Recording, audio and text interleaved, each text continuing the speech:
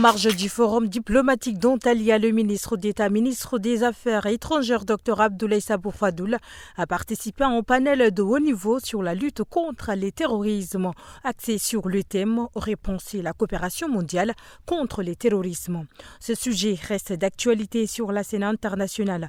En tant que premier intervenant, le chef de la diplomatie tchadienne a présenté une analyse claire de la situation sécuritaire mondiale, soulignant les limites des actions unilatérales menées par certains États. Il a déploré que souvent les États privilégient des actions unilatérales et a appelé à une synergie d'actions et des ressources pour lutter efficacement contre la menace terroriste. Ce 12 avril, le ministère de la Production et de l'Industrialisation agricole a officialisé un partenariat avec le Programme alimentaire mondial dans le cadre d'un projet d'agrobusiness visant à transformer les zones rurales de manière inclusive.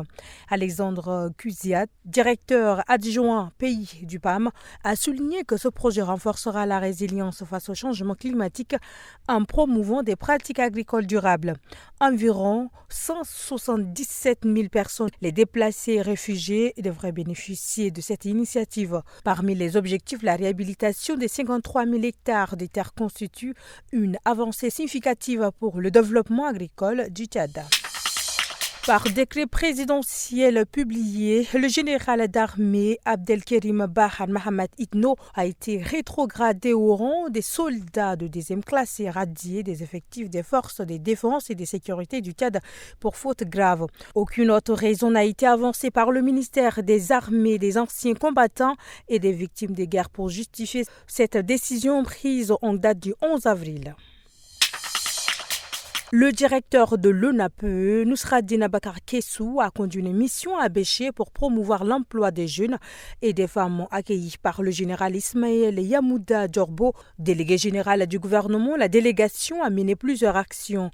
Remise des kits à 3 coopératives féminines, placement de 37 jeunes en stage pré-emploi, formation de 50 personnes à l'entrepreneuriat avec le BIT, sensibilisation sur les crédits agricoles et renforcement des services de l'ONAPE à l'échelle locale. L'objectif est de favoriser l'inclusion socio-économique dans les régions.